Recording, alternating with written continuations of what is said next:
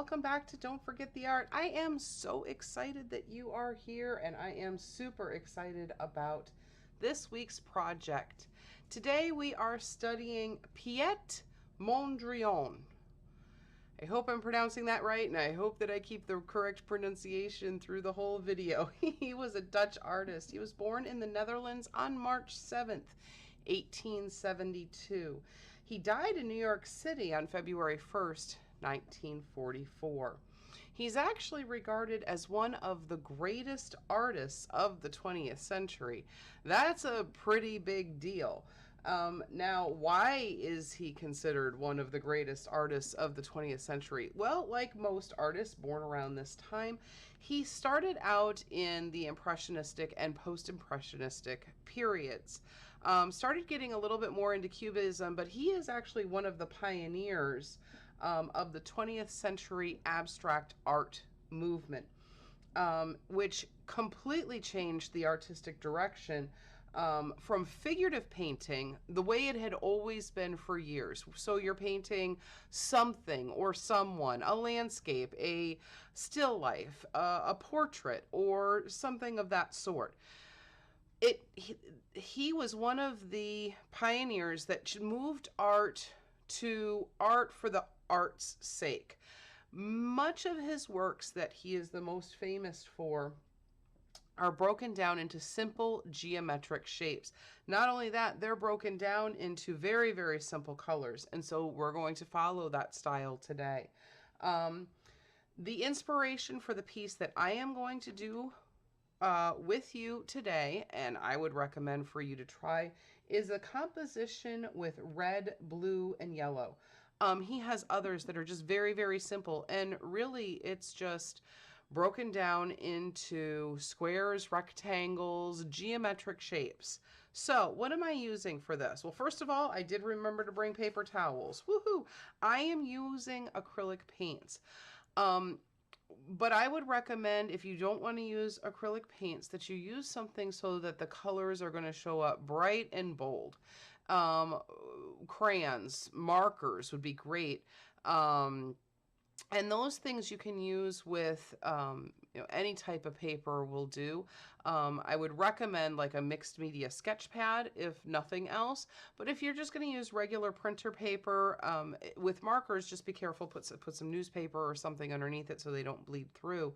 But you're going to want to use big, bright, bold colors. So what am I using here? I have yellow, medium.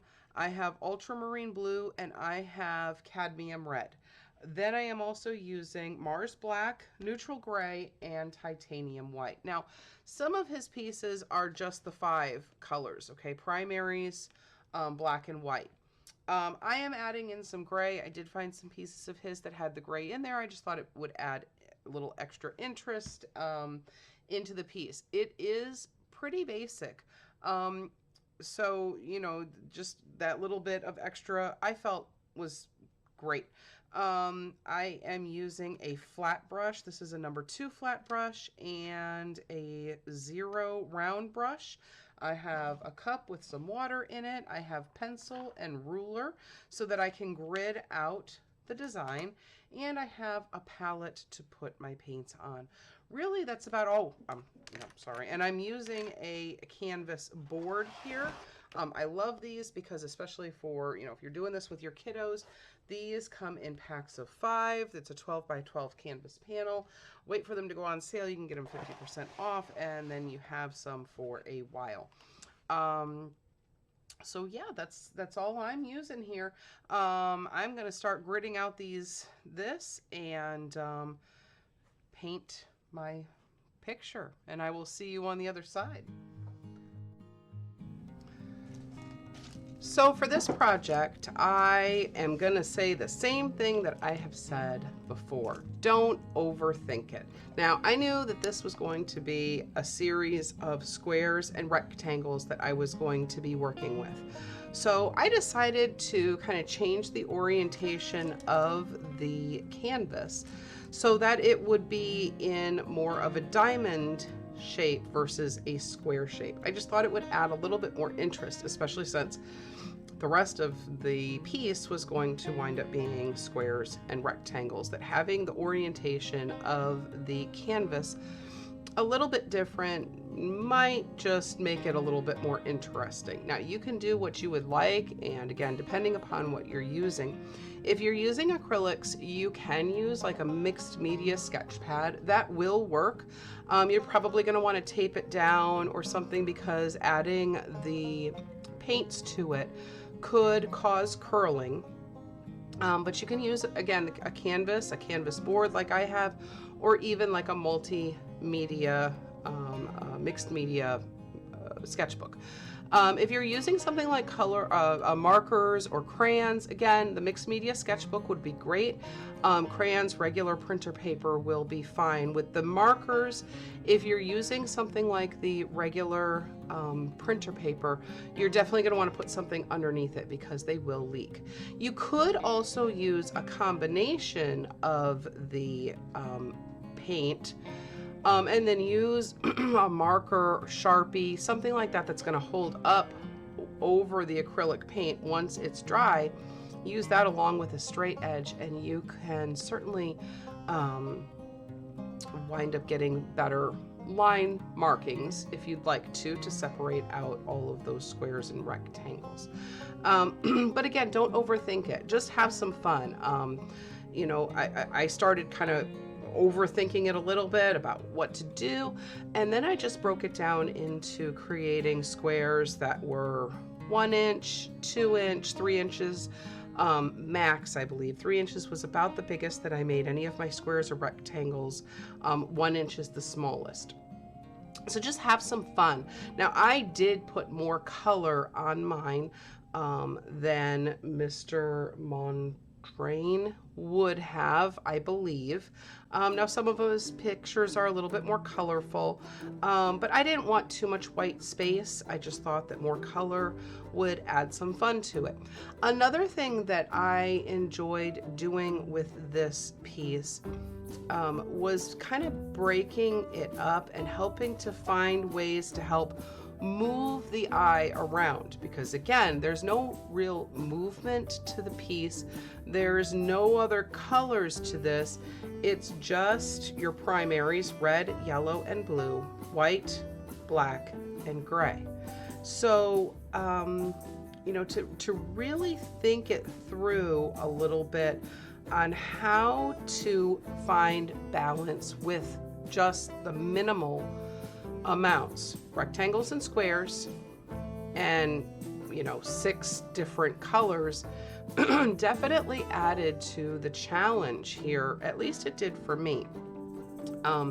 As I was drawing it out, gridding it out, I started by, you know, making 2 big lines in an X type fashion across there, and then started branching out from there. That was kind of how I started tackling it, and really kind of gridding out the whole piece together to kind of help me figure out how to find the balance. I didn't want one corner to have shapes that were too big and another corner to have a bunch of shapes that were too small. So trying to strike a balance around the piece helped. Then as you're starting to think through the colors, again, I didn't paint it like I normally would paint it from left to right, top to bottom. Instead, I really had to think one color at a time. You know, how is this going to help me to move the eye around the piece? And I think that I did a pretty good job. I will say, as I was putting this piece together, one question that went through my mind was, you know, what was Mr. Mondrian's thinking when he put this piece together? We see abstract art now and we really don't think too much about it. We don't think anything about it if there's just a painting with a few colors splashed on it, or, you know, something like this with the geometric shapes. Whether you like it or not is obviously up for debate. Even in our home, there are some here who are not as big of a fans of modern art, as others are. And to me, when I see these pieces like this to me is real, true, abstract, modern art. It's unique in that it is structured. It was clearly planned out, as opposed to, you know, maybe an abstract artist that's just kind of dripping paint or throwing paint and, you know, see what happens and comes out. This type of painting was clearly very structured and planned out.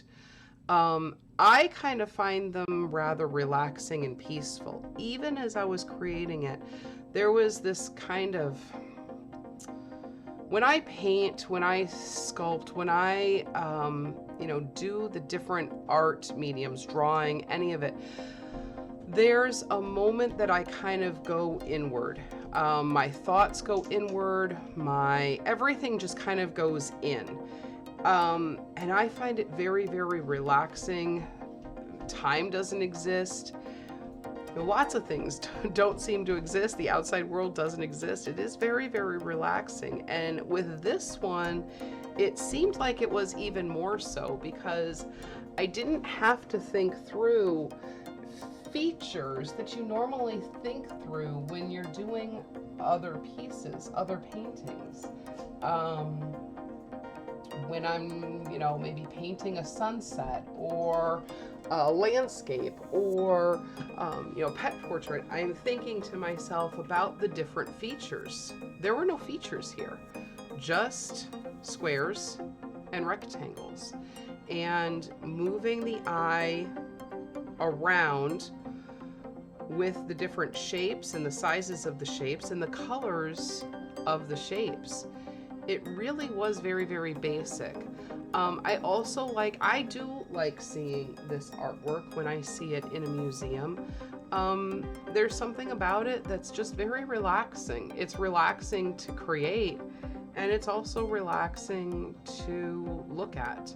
A lot of people like more abstract pieces in their home because they add color without kind of taking away from the decoration in the house. They don't become a major focal point. So, you know, they'd add that pop of color, or they'd kind of blend in and kind of help cover up a wall, or add interest without becoming a main focus, which I had never really thought of until I started studying abstract and modern art.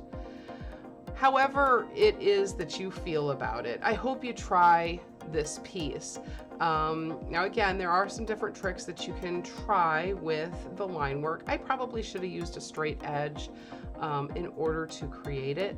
Line work is something that I know as an artist that I really need to work on, and there's just one way to work on it, and that's just to dig in and create. So I could probably use a ruler in the future to try to help get nice straight lines.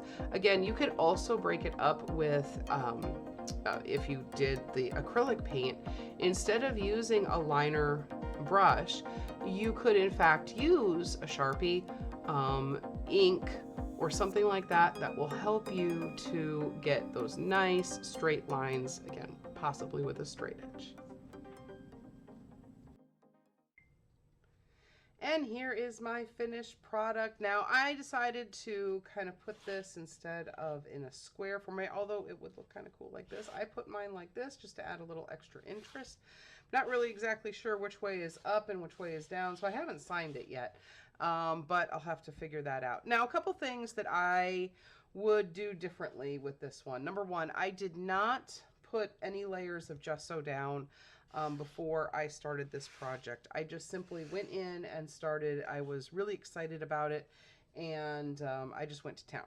So first of all, I would do that. I would take the time to put the gesso in. Second thing I would do, I'm not sure if you noticed it, but I had to go over the ultramarine blue a little bit. I love ultramarine blue. I love the color that comes out with it. And I guess I just haven't used it with the thicker body paints for a while. And I have told you guys for a couple of years now, you know, start with the materials that you have, or, you know, start with what you can afford, and then, you know, go up from there. Now, while this is not really a super duper professional, grade, it's not your Golden or your Liquitex or some of the other more professional acrylics. It's a pretty decent brand. This one is more of the student grade. And I guess for me, I'm starting to realize I'm ready to kind of go up into the thicker body, maybe even more into the professional grade. But I've chosen to use these for this project with the idea that you can use some of the, less expensive products. Start with what you can afford, or start with what you have around the house, and then upgrade from there. If you enjoy painting with this, you're going to enjoy painting probably even more with the professional grades. And then you're going to know you like it, so you're not going to mind spending a little extra money on a more professional grade. So that was kind of what I wanted to talk about there. I did make some boo-boos, need to go back and kind of fix things up a little bit. The other thing I was going to say that you could do, now, with the line work, with the painting, that's one of the things that I'm, as an artist, trying to still work on. So I probably need some extra practice with that. But don't be afraid if you're, maybe line work isn't your thing either. You can use a straight edge and then either use a Sharpie or India ink or something like that, and put your lines in that way. So if you're a little intimidated by using the paint and the liner brushes to get that line work in, go ahead and use the other. Again, I did not put the gesso down. It just, the line work didn't really seem to stick very well with the painting, so I might have to go back over that and try again. Other than that, I hope you enjoy your project. I can't wait to see your pictures. Be sure to post them either over on our Facebook group, over on Instagram. You can use the hashtag Don't Forget the Art. And like, share, subscribe. I know I'm supposed to say that. You can go check out the blog over at don'tforgettheart.com for more information if you are interested. Other than that, I hope you have fun doing this, either for yourself and or with your kiddos. And I can't wait to see you next time. Happy arting, everyone.